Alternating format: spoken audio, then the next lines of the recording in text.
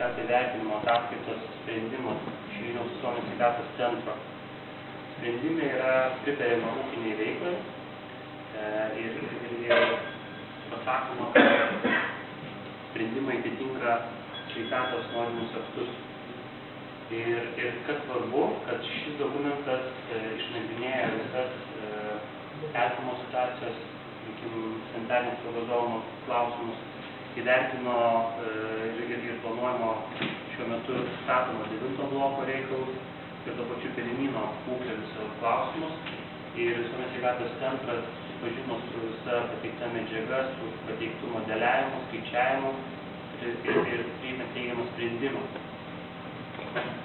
Kiti darbai, kas vykdomi su teritorijų planavimo dokumentais šiuo metu, esame atlikę suderinimus su žemėtvarkos skyriai, Elektrėnų savivaldybės ir Trakų rajono savivaldybės žemėtvarkos skyriai.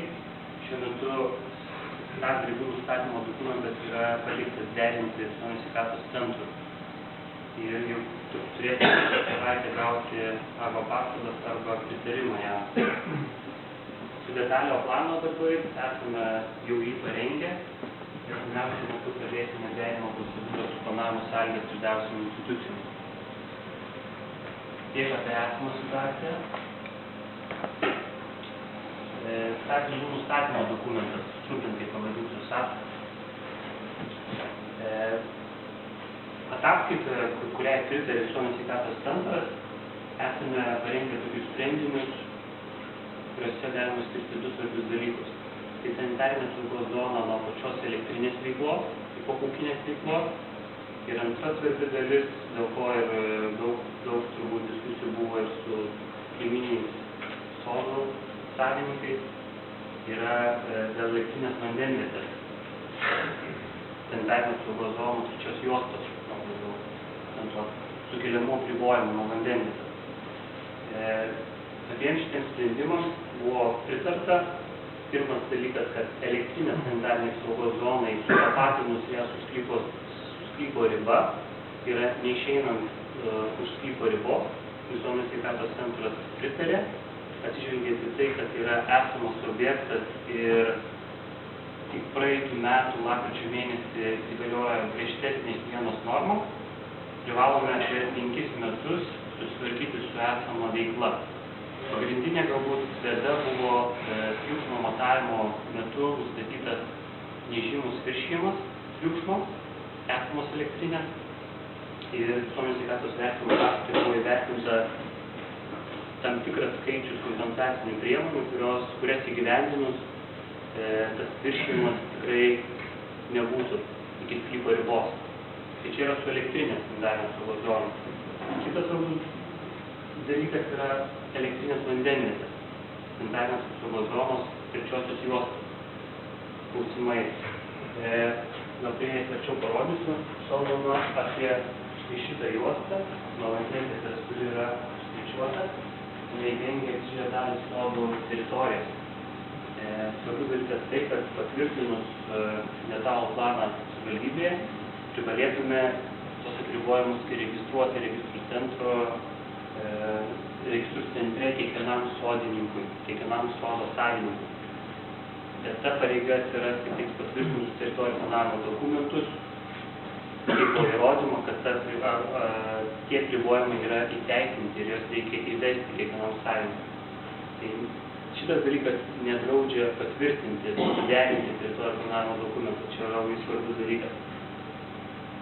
Kitas teritorijų planavimo dokumentas yra visos elektrinės specialusis planas. Kaip ir minėjau, jis yra šiuo metu parengtas ir ruošiamės pradėti derinimo darbus su planavimo sąlygomis išdavusiomis institucijomis. Detalio plano tikslai yra padalinti žemės sklypą, didįjį žemės sklypą, kuriame stovi elektrinė, nustatyti teritorijos tvarkymo režimus ir tuo pačiu pavaizduoti sanitarinės saugos zoną. Yra tokie tikslai detalio plano, kodėl visi darome. Kaip detalusis planas padalina teritoriją, čia bus svarbu žinoti ateityje, kas bus iš to vieno sklypo. Vienas svarbus dalykas yra, kad išskirtinai išskiriamas 9 blokui paskirtas sklypas toks poreikis.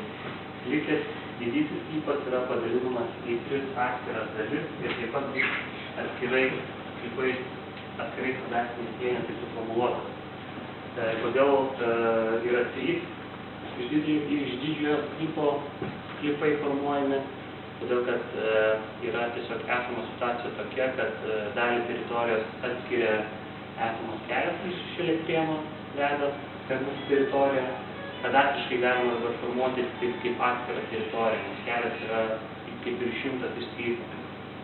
Ir kita dalis formuojama atsižvelgiant į 9 bloko formuojamą sklypą, vėlgi yra dėl kadastro reikalavimo, kad yra sklypas gali suformuotas tik tai ateinantis perimetrą aplink mūsų teritoriją.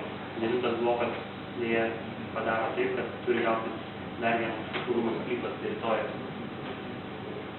Ir kokie mūsų planuojami darbai su šiais teritorijų planavimo dokumentais.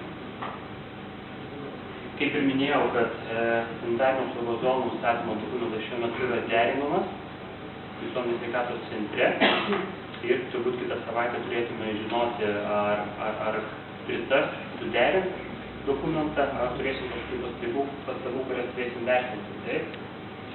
Tolimesnė procedūra bus sanitarinio apsaugos zonų dokumento tikrinimo procedūra inspekcija, patikrinti visas procedūras, visuomenės kreipimus, visus mūsų atsakymus ir priimti sprendimą, ar procedūrom buvo nenusižengta. Tuomet turėsime kaip ir galimybę kreiptis į savivaldybę dėl šio dokumento tvirtinimo.